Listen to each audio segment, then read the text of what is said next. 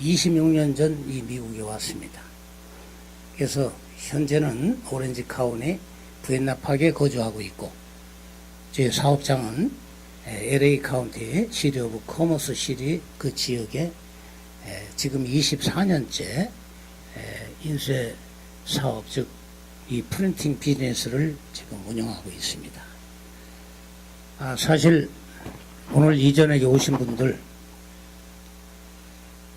대단한 분들이십니다. 오늘 하루에 일상생활의 그 일과에도 참 신경 쓰는 일도 있으실 거고, 여러 가지 심신이 참 많이 힘드신 분도 있을 텐데, 이렇게 이 자리에 오셨다는 것은 나도 행복을 만들어가는 사람이 돼야 되겠다, 이렇게 결단하고 그 의지로 이 자리에 오신 줄 믿습니다.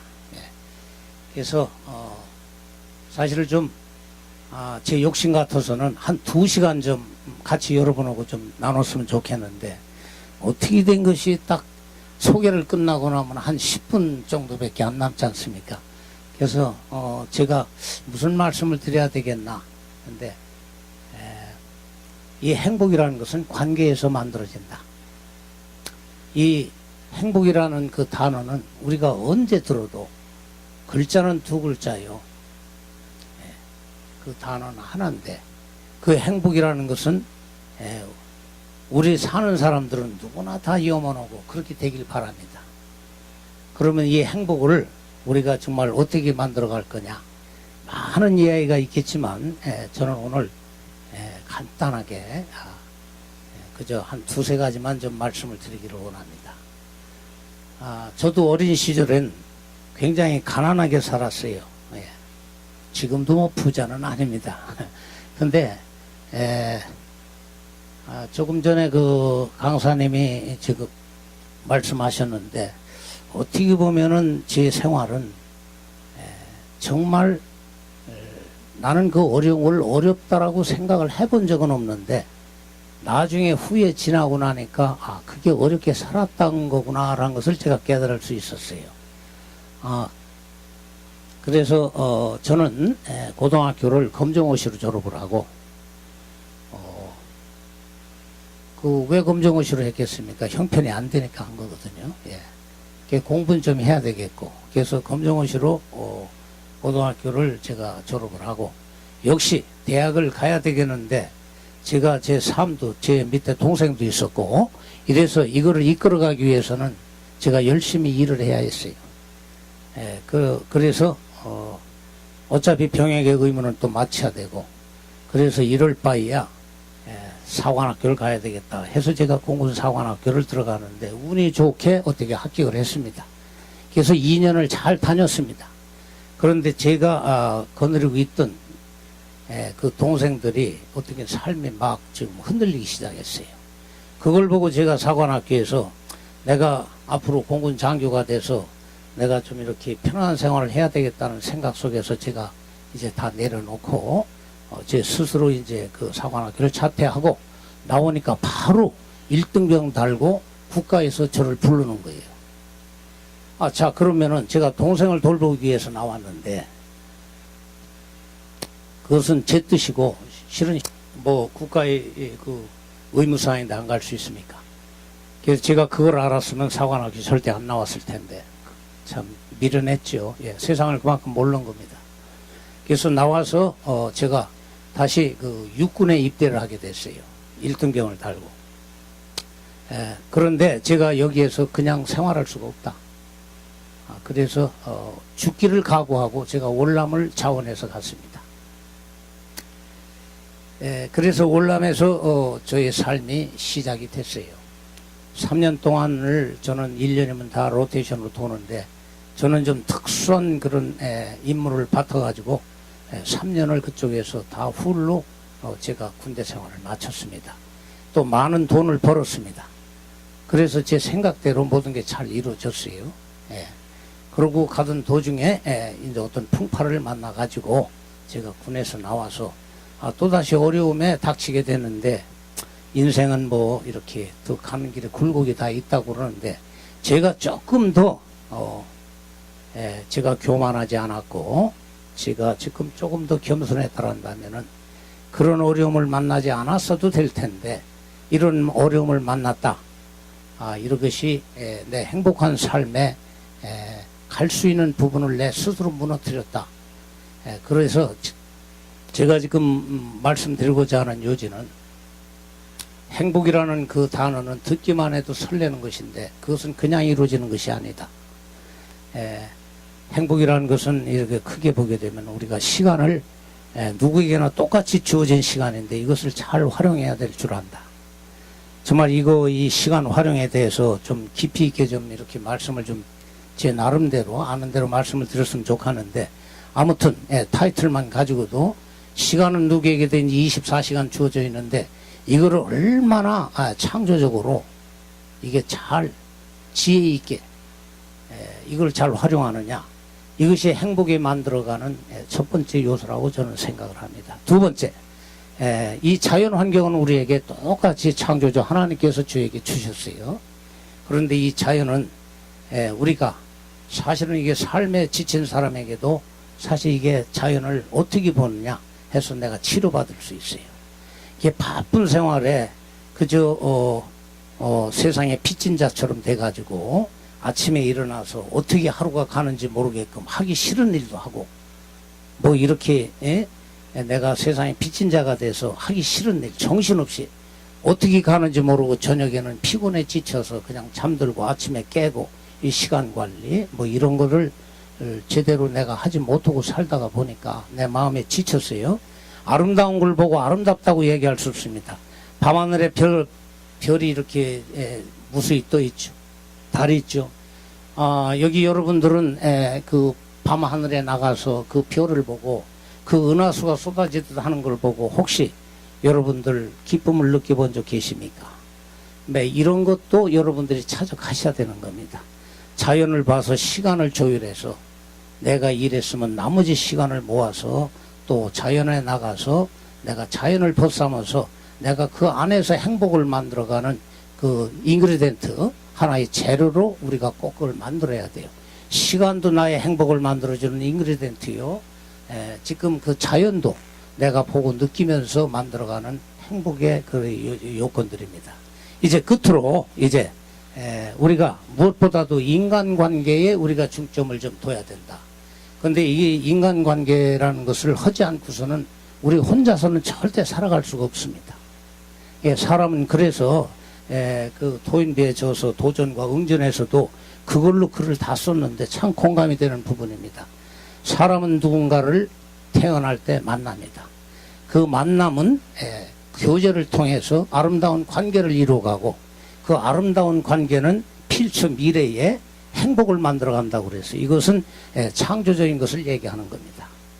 그래서 우리가 그 만남이라는 것을 어떻게 관계해야 되느냐 아주 굉장히 중요한 전 그 부분이라고 생각합니다.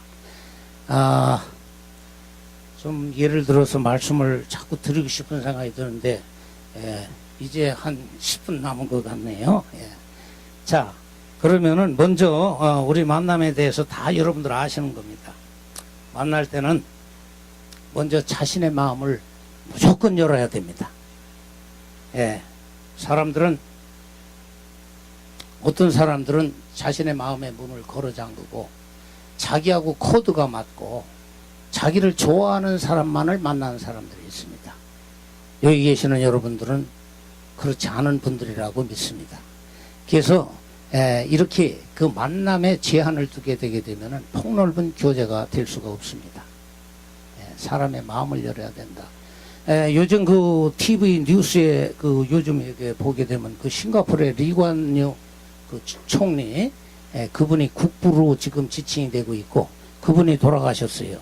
전 세계에서 조문객들이 참 훌륭하신 분들이 지금 다 찾아가고 있는데 우리도 박근혜 대통령님도 가신다고 그러네요. 그럼 이분의 삶이 어떤 삶을 살았을까? 어떤 관계를 살았을까? 이게 분명한 게 있습니다. 자신의 유익을 위해서 살지 않았다는 겁니다. 이분이. 그래서 이 리관유라는 그분은 싱가포르를 사랑하고 싱가포르 국민들을 사랑했어요. 그 사랑의 열정이 뜨거웠다는 겁니다. 그런데 그 열정이 뜨거워지면서도 그쪽으로 가면서도 그분 개인의 사심이나 욕심은 없었다는 사실이에요.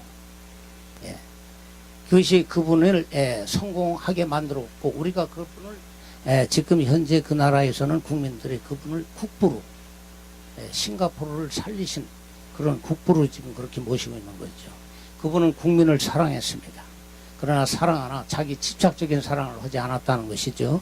즉 아이가 태어나게 되면은 엄마의 품에서 시작을 합니다. 엄마는 가슴을 열고 젖을 먹이면서 아기와 사랑의 교제를 나눕니다. 그래서 아이가 아무것도 모를 때 그저 엄마 엄마 엄마 하면서 그 엄마가 주는 사랑을 받고, 또 아이가 부리는 재롱으로 엄마가 그 사랑을 또 느끼는 겁니다.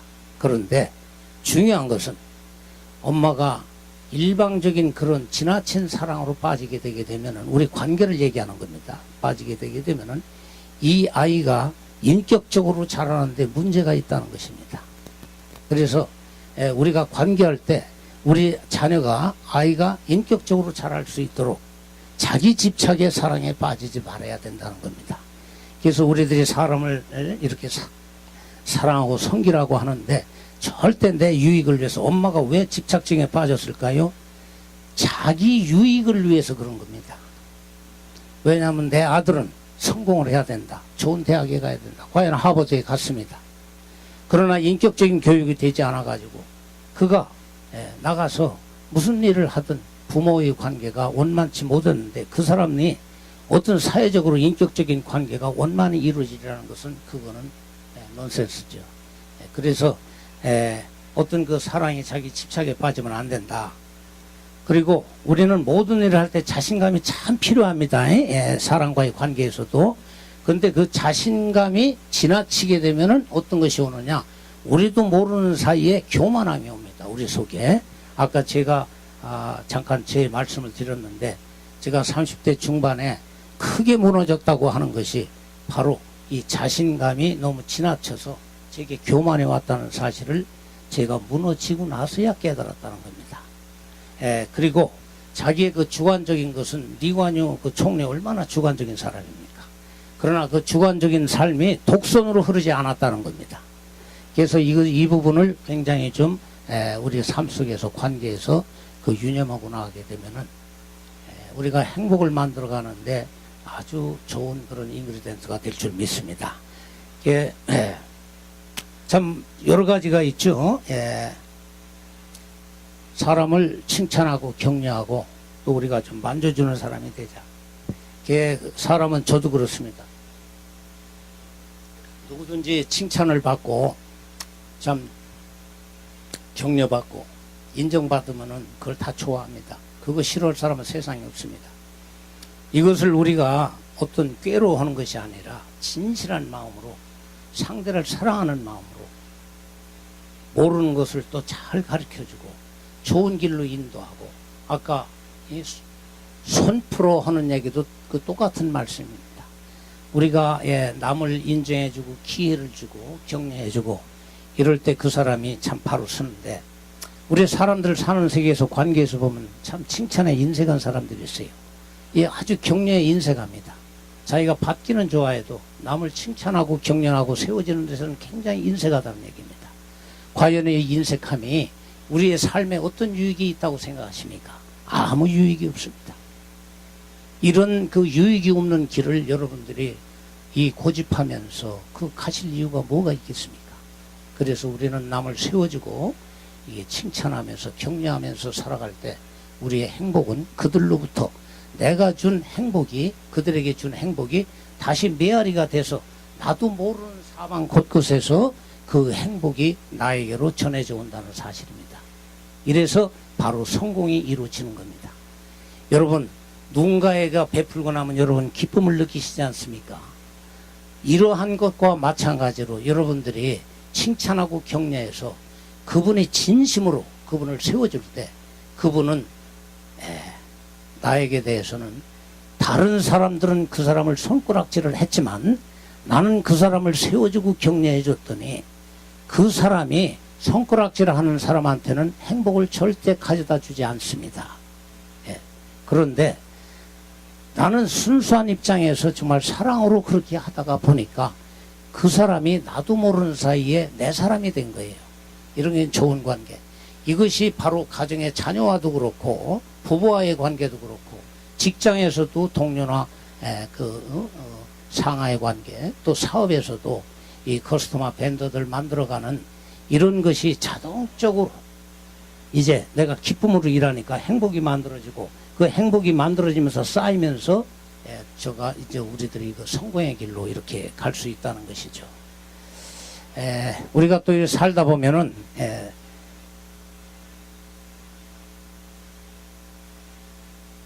이게 살다 보면은 지금 우리가 원치 않는 그런 문제를 만날 때가 있습니다. 사람들하고 이 불편한 관계, 나는 그러고 싶지 않았는데 어떻게 하다가 보니까 우리 우매한 부분, 부족한 부분이 드러나서 아주 불편한 관계가 됐어요. 그럼 여러분 어떻게 하시겠어요?